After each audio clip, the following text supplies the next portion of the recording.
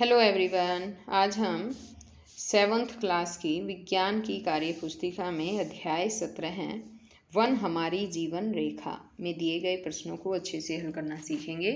सभी बच्चे वीडियो को शुरू से लेकर अंत तक पूरी देखें और अगर आप अभी तक चैनल पर नए हैं तो मेरे चैनल को सब्सक्राइब भी ज़रूर कर लें। वीडियो अच्छी लगती है तो लाइक करें, अपने दोस्तों के साथ शेयर करें। तो देखिए, एक बार शुरुआत करते हैं। अध्याय 17 है वन हमारी जीवन रेखा। और यहाँ पर देखिए वनों का चित्र दिया गया है जिस तरह से आपको दिखाई दे रहा है। इसमें पहला क्वेश्चन भी पूछा है, क्या तुम्हें कभी जंगल या वन में जाने का अवसर मिला है, कब मिला है। तो आपको जब भी कोई भी अवसर मिला है तो आपको यहाँ पर लिखना है। मैंने तो वैसे क्वेश्चन का आंसर लिख दिया कि हिमाचल की यात्रा में मुझे वन जाने का अवसर मिला था। अब आगे यहाँ पर है सेकंड क्वेश्चन कि तुमने वन में क्या क्या देखा, जो जो देखा उसके बारे में अपने शब्दों में लिखो। तो वहाँ पर जो है मैंने चीड़ के पेड़ देखे, देवदार के ऊंचे ऊंचे वृक्ष देखे, वहाँ खरगोश, गीदड़, हिरण, अनेक पक्षी देखे तो आदि इस तरह से लिख सकते हैं। वन में पाए जाने वाले कुछ पशु पक्षियों की आवाज़ें लिखो, जैसे कोयल कूं कूं करती है, कबूतर गुटर गूं करता है, कुत्ता भौं भौं करता है। ठीक है। नीचे दी गई जगह में कुछ जीव जंतुओं के चित्र चिपकाओ जो वन में पाए जाते हैं। तो जो भी वन में पाए जाने वाले जो भी जीव जंतु है बच्चों, आपको यहाँ पर उनके चित्र चिपकाने हैं। और उसमें जैसे शेर है, चीता है, भालू, हाथी, इस तरह आपको उनके जीव जंतुओं के चित्र चिपकाने जो वन में पाए जाते हैं। ये काम आप खुद करेंगे। आगे है यहाँ कि वन की जमीन अनेक वृक्षों, झाड़ियों, शाख और घास से ढकी रहती है। वृक्षों में टीक, सेमल, शीशम, नीम, पलास, खैर, आंवला, कंचनार, पीपल, बरगद, जंगली कीकर, बबूल, देसी और यूकेलिप्टस आदि पाए जाते हैं। नीचे कुछ वस्तुओं के नाम दिए गए हैं, चर्चा करके लिखिए कि वे किन पेड़ पौधों से प्राप्त होती हैं। तो जैसे इमारती लकड़ी है वो टीक, शीशम, जंगली कीकर और बबूल से प्राप्त होती हैं। प्लाईवुड है वो शीशम, टीक और प्लास से। और जलाऊ जो लकड़ी है जलाने वाली वो जंगली कीकर से। कागज़ है वो टीक और प्लास से।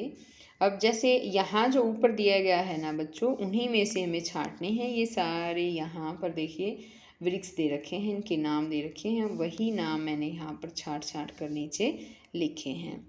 अब इसमें जैसे कागज़ है वो टीक प्लास से, माचिस की तिलियाँ है टीक प्लास, वनौषधि है वो नीम, आंवला, कचनार, पीपल, और गोंद है वो कीकर का भी होता है और नीम का भी गोंद मिलता है। तेल जो है वो नीम और प्लास, और फल जो है वो आंवला है।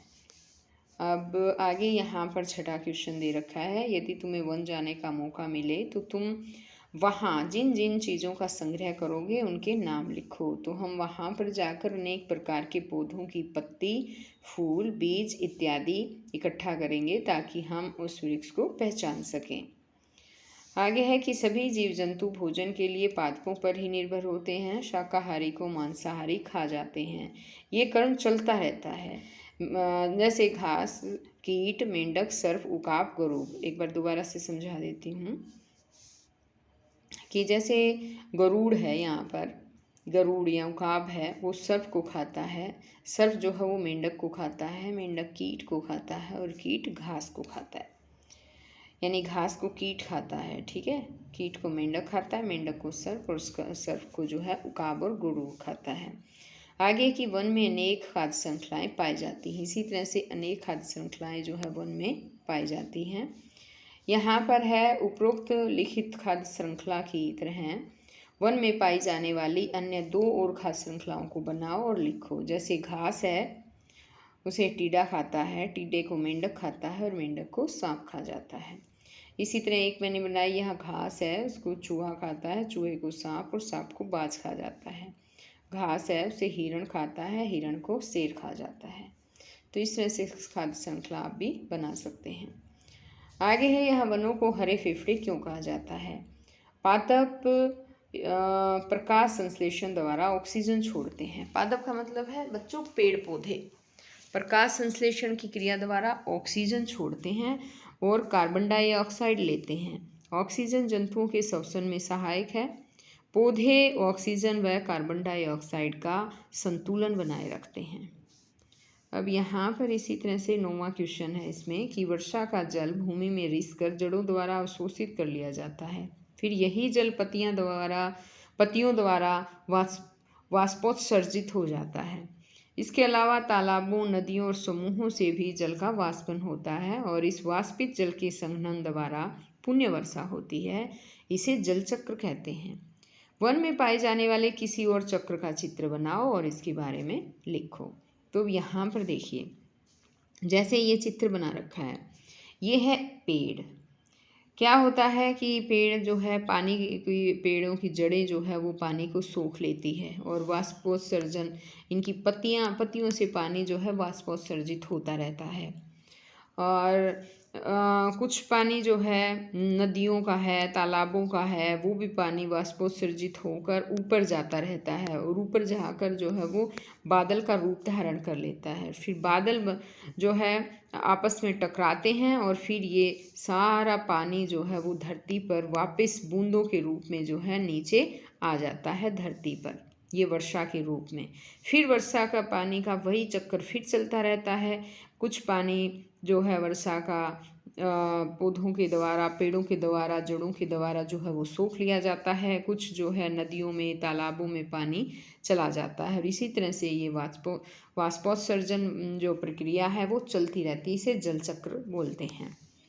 अब इसमें यहाँ पर है कि पृथ्वी से जल समुद्र, महासागरों व नदियों से वाष्पन से तथा पौधों से वाष्पोत्सर्जन द्वारा ऊपर उठता है। वह संघनन से बादल बनते हैं और वर्षा होती है। अब आगे यहाँ पर 10वां क्वेश्चन है कि तुम्हारे आसपास के वन में भी कई तरह के पेड़ होंगे। इनकी लकड़ियाँ, पत्तियाँ, फूल व फल आदि के उपयोग के बारे में बड़ों से पता करो व लिखो। तो हाँ, 3 तरह की जो हैं पत्तियाँ जो हैं पेड़ होते हैं, जैसे शाख होते हैं, झाड़ी होती है और वृक्ष होते हैं। और एक लताएं भी होती हैं, आरोही विसर्पी हो सकती हैं। आरोही भी हो सकती है और विसर्पी भी हो सकती हैं। अब आगे है कुछ वनों के चित्र संग्रह कर अपनी कार्य पुस्तिका में चिपकाओ। तो यहाँ पर देखिए कुछ पौधों के चित्र जो है यहाँ पर चिपकाए गए हैं। इसी तरह से आप भी जो है कुछ चित्र वनों में जो भी आपको चित्र दिखाई देते हैं, साग के, झाड़ी के, वृक्षों के, वो आप यहाँ पर लिख सकते हैं, चिपका सकते हैं या फिर आप बना भी सकते हैं, ड्रॉ कर सकते हैं। आगे के उपरोक्त चित्र में तुम क्या क्या देख रहे हो अपने शब्दों में लिखो। तो हम इसमें जैसे ये शाख है, ये झाड़ी हैं और ये वृक्ष हैं, ये देख रहे हैं इसमें। अब यहाँ पर नेक्स्ट क्वेश्चन है, रिक्त स्थानों की पूर्ति करो। वनों से हमें अनेक उत्पाद मिलते हैं।